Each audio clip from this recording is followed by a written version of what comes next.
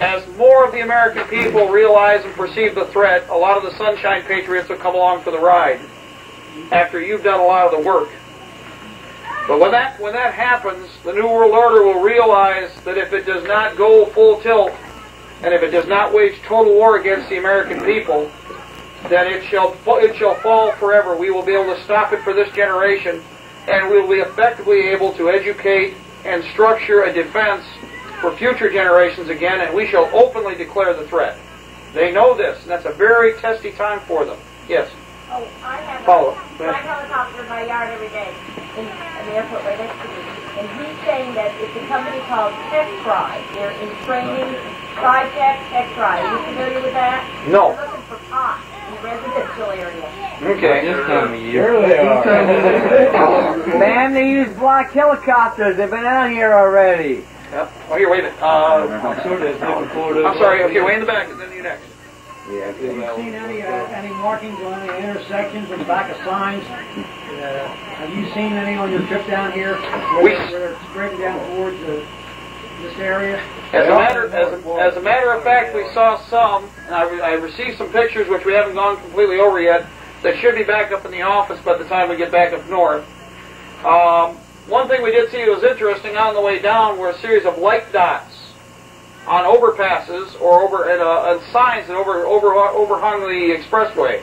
From the sides that could not be seen, and head on they were about the size probably of my finger, and they were like domino sets, domino markings, in groups of 2, 4, and 5, with 4 dots at the outer points and a dot in the middle. Code. That's obviously a code that marks a route. Yes, sir. In different parts of the country, we're seeing different techniques used with regard to what markers are involved. Where we are, we got the colored rectangles you're all familiar with, and some of you have even seen pictures of. Then we had the numbers show up next to them, and the numbers rate an area, rate a target that's near the sign. That's very obvious once you start to travel 60 or 70 miles of a route. A 0 or a 1 denote a country road intersection. A 2, 3, or 4 usually denote a residence or an apartment complex. Anything higher, up to just below a 10 or a 10, usually are some prioritized targets a little bigger, like a small farm. Large farms, grain elevators, and factories are 11 through 13. So they've already prioritized what are considered to be important objectives and what are low objectives. Also, if they're using the route markers as a form of contact for individuals who do not speak very good English and are not familiar with the road net, it is very important that they have a simple system for identification. And by being able to give a mile marker number, which are these new blue ones, you might have seen some of them. They're not the green ones everybody's familiar with, but they're blue. And they're about this large. They are in white trim, blue marker, and they have a map compass symbol next to them, north, south, east, west. These routes earmark the particular area, the route. Then you have, of course, the colored marker, the red route. So it's mile marker with direction, color, and a number, which also gives them a point reference on the map. This assists the pilot, I'm sure that this is how it will work, because too many heavy lift helicopters are involved in these operations. They brought out of mothballs a lot of big helicopters. A lot of CH-47s, a lot of CH-54s and 53s. And almost every one of them now are flat black, no markings, no ID, and impossible to signature. What their purpose is, once they transport troops in, they can bring prisoners out.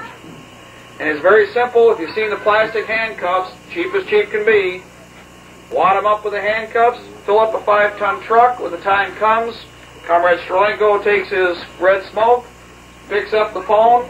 I have 5 truckloads full. Mile marker 14 north, red route, 1. Helicopter lands. Prisoners get taken over to the chopper. You run your shackle irons through there, and it doesn't need to be nothing more than the thickness of a handcuff chain.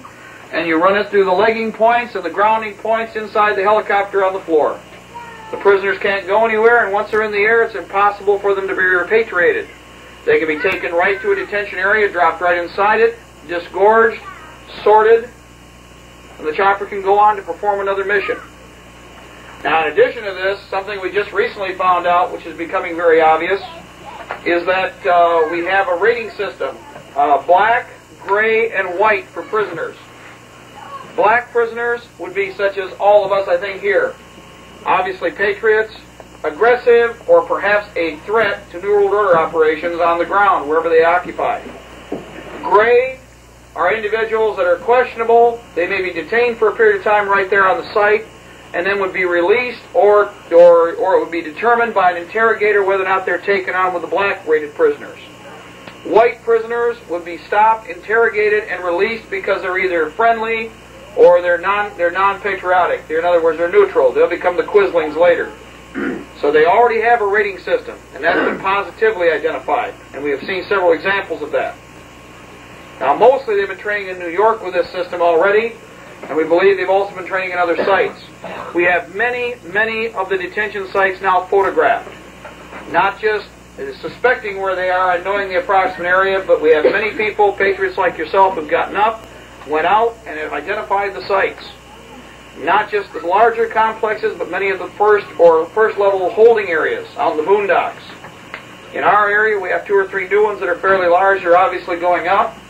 In Michigan, for instance, as opposed to Florida, where we've seen some markers in different locations, but not all routes, the ones that we have seen are up above Tampa on the secondary roads. And I think if we open up the map, we could give you the road coordinates.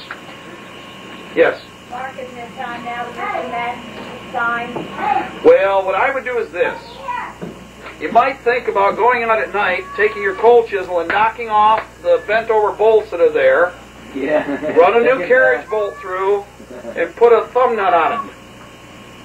Down the road, you might want that convoy to go somewhere else.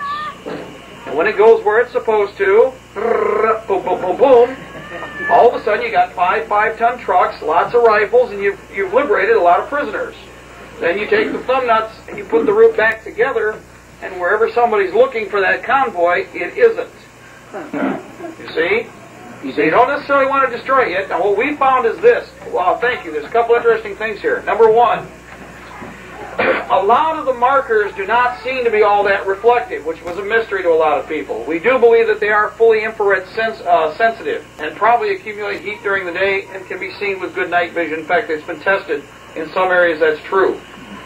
Down in Texas, they took large magnets at night and went up to where the markers were, and they found that in the dark, when they brought the magnet up to it, the magnet activated some form of sensitivity device on the material, and it glowed. So with an electromagnetic field, they can be activated. Why is a good question. That make them illuminate on their own, perhaps. It makes it easier to identify, obviously. So as far as how the technology is based, we don't know everything because there are so many variations on this.